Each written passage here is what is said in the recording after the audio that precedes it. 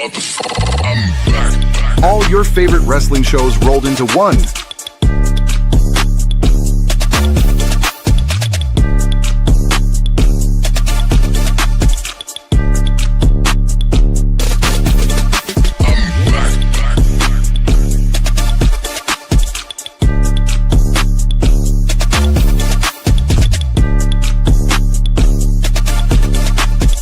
Welcome to the We Book It podcast. Let's start the show.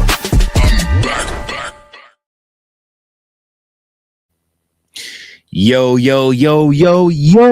What's going on, everybody? It's another episode of the We Book It podcast. I am your host for tonight. Standing in for Coachman, I am Virgil. We Book It CEO. Coachman is off on vacation, enjoying some time with his lovely girlfriend as well as their family. Hope you guys also are going to enjoy your 4th of July weekend and enjoy all of the festivities. Meanwhile, some of us will be here watching wrestling and here to report it for all of you. So with that being said, y'all, listen, this was a major edition of AEW Dynamite, and I'm here glad I watched it so I could give you guys feedback on exactly what went down. So let's get right to it. So Mark, the show started off with MJF. First off, the show's coming off of the heels of Forbidden Door, where there was a lot of things that went down. So at Forbidden Door, one of those things being Team Mark Briscoe defeating Team MJF inside the inside a Death's Door steel cage match, which I don't know if you guys saw it or not, but it was basically a round steel cage. Never seen a cage like that before. It didn't have a topo in it, but it was a round steel cage. And because of this, Briscoe's team earned a shot. Briscoe earned a shot at MJF's AEW Men's World Championship. Briscoe chose to cash in that shot on an opportunity on the show this week. So we get to open the show, MJF versus Mark Briscoe for the AEW Men's World Championship. The match was full of tables and other weaponry and featured numerous near falls for both guys. MJF kicked out of the J Driller. Afterward, Briscoe tried to connect with an avalanche J Driller from the top rope. MJF escaped that move and then hit the Heat Seeker for the victory. So you're still your AEW World Heavyweight Champion, MJF. After the match, MJF tried to keep up a vicious attack on Briscoe when none other than Kenny Omega ran down and made the save. He then challenged MJF to have another match against him. MJF denied that request, but said he would give him another championship opportunity if he agreed to the same stipulation that Hangman Adam Page did, which was that if Omega lost to MJF, then he would never challenge for the world title in AEW again. Not just as long as MJF is world champion, but ever again. I don't know if this is Tony Khan's way of trying to book out the pillars or the executive VPs of the company, but basically this is the same thing they originally did with Cody Rhodes. We've seen it happen to Hangman Adam Page, and now it is happening to none other than Kenny Omega, who is looking like he is probably going to end up next week fighting for his life and fighting for an opportunity, a last opportunity for the World Heavyweight Championship at Spring Breaking All Elite. So, in the comment section, my girl, the queen bee of the AEW. She is the queen bee of AEW too, probably, but she's the queen bee of the We Book It podcast. AC Slayer is in the building, and she says MJF will overcome all odds. You have high faith in MJF, man. She says it's giving Cody Rhodes vibes. Definitely is. Shout out to you. Thanks for tuning in to the show.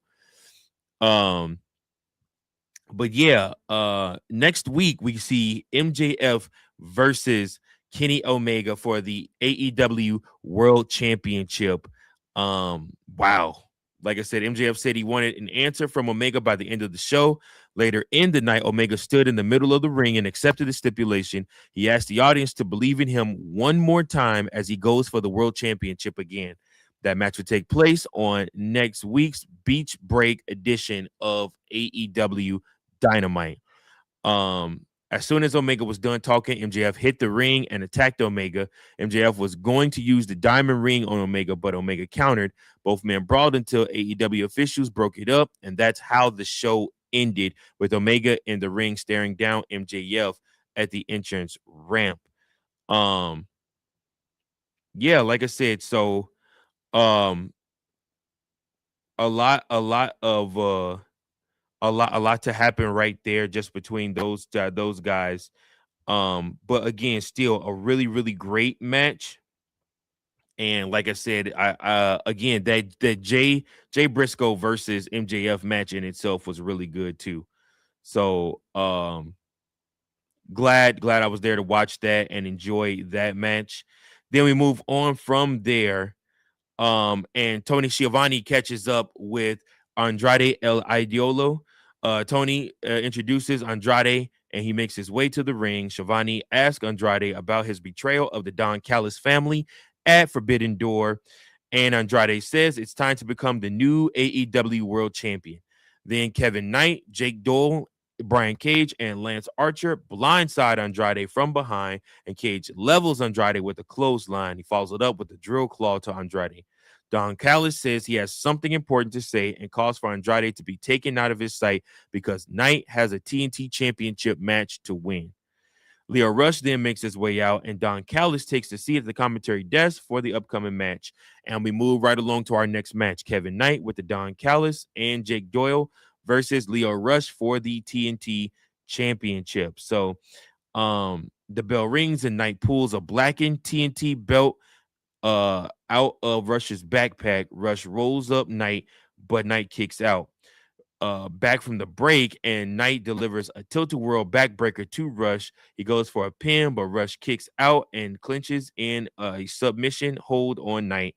Doyle pulls Knight out of the ring and out the ring, but Rush looks to fly off the top rope to take out Doyle. Knight levels Rush, dumps him back in the ring, then levels him with a clothesline off the top rope and follows it up with an unrange on him for the win. So your winner and still the TNT the TNT champion, none other than Kevin Knight. So pretty good match between these two. Very quick match, actually. Quick, fast-paced, as well as a quick match in general, just how it went. After the match, Callis and Doyle join Knight in the ring, looking to continue beating down Rush. Then none other than Darby Allin's music hits, and he makes his way to the ring to tell Knight that he thinks he has his attention. He says he wants a TNA championship match, but if Knight says no, what happened at Forbidden Door will keep happening. He says Knight started things, but asks how he will finish it. Knight says he's tired of Allen and looks to grant him a TNT championship match, but Don Callis snatches the microphone from Knight and says Allen has crossed the line into being a criminal. He says the Don Callis family doesn't reward criminal behavior and says Allen will never get a TNT championship match as long as he has anything to do with it. But Allen says Knight has dug his grave as we see Speedball Mike Bailey watching from the crowd. Very interesting to see right there. I truly believe that probably is Darby Allin's next goal, is to become the TNT champion, which, I mean, again, he's already held the AEW World title. He's already held the tag team titles. He's held a lot of different championships in AEW. So, and he's also held the TNT championship too. So, it would be cool to see him, I guess, hold it again. It gives him something to do. Back from that, we go to Tommaso Ciampa demanding that Renee Paquette say he's better than Jericho after Jericho made Tony Schiavone say it on AEW Collision. Jericho appears out of nowhere to hit Ciampa with a garbage can, and the two continue brawling outside the arena. Security tries to break things up, but Ciampa looks to hit Jericho with a shopping cart and takes out one of the security guards. He looks to drill out Jericho's eye, but security holds back Ciampa. Jericho flies out of the production truck with a crossbody to level Ciampa, but security finally gets the two men apart. Chris Jericho really trying to put on a hell of a show with Tommaso Ciampa. Tommaso Ciampa really trying to reinvigorate the career of Chris Jericho. If anybody could do it, Tommaso Ciampa absolutely could. And making Jericho look like a good babyface. Like I said, I mean, for a long time, we've hated Chris Jericho. So the fact that, Tommaso Ciampa is actually making some people outside of Fritos like and appreciate Chris Jericho again, I mean, it'll be interesting to see. Back at ringside, Will Ospreay and Jon Moxley make their way out for their match. It's Will Ospreay and Jon Moxley with Marina Shafir versus Lee Johnson and Blake Christian, with Jay Lethal coming out with them. So the bell rings and Moriarty and Christian blindside Ospreay and Moxley from behind.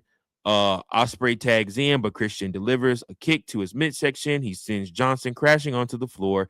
He flies over the top rope to level Christian, Johnson on the outside, then delivers a knee to Johnson's throat and tags in Moxley. Ospreay levels Johnson and an interfering Christian with a series of strikes, then whips Johnson into the corner and fires off clotheslines on him and cover with the Ospreay. Moxley lands a paradigm shift on Johnson, and Ospreay follows it up with a hidden blade for the win. So the winners of this match, Will Ospreay and Jon Moxley.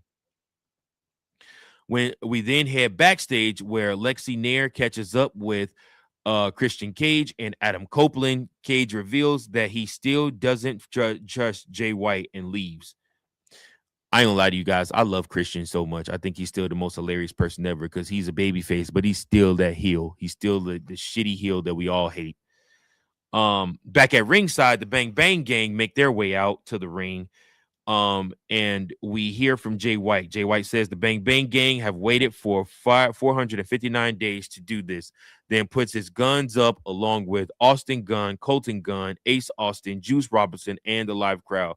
He says 459 days is a long time for him to be away from AEW and a lot of time for him to be away from a lot of things can change in that time, citing Will Ospreay's alliance with the Death Riders as a prime example. White asks who let the dogs out and says he goes way back with David Finlay. He recalls joining the New Japan Pro Wrestling Dojo with Finlay and says he's never come across a more naturally talented wrestler than Finlay, which is very high praise. He calls Finlay a Nepo baby bitch boy, then says they're both now in AEW and says the stench of Finlay's arrogance has lingered for far too long.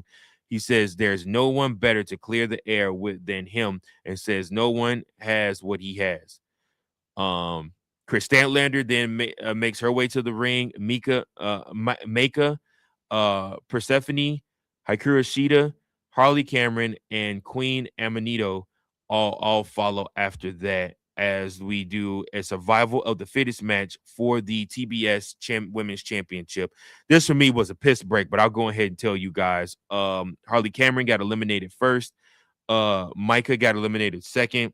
Then Queen Amanita got eliminated next. Then Persephone got eliminated. And then Chris Statlander got eliminated. Your winner and new women's TBS champion, Hikaru. I can never say her name right. Hikaru Shida is the new women's TBS champion, excuse me. Next up, this is the spot where Kenny Omega makes his way to the ring. And like I said, he comes out and he stands flat foot and says that he will accept the challenge of none other than Maxwell Jacob Friedman. And they brawl to end the show. Once again, pretty good AEW. I will go ahead and give it a C+ for a show. I think that they did give the matches a little bit more time. Some of the matches were a little bit short. Would have liked to see a little bit more time on them, but I know they're focusing on building up these feuds heading into All Out. So again, like I said, we are excited for what's coming and what's going to happen on AEW, guys. Make sure that you guys keep it locked here on the We Book It podcast, especially for All Elite Wrestling recap, so that way you never miss any of the action right here on the channel. Keep those booking pencils sharp, folks. Keep on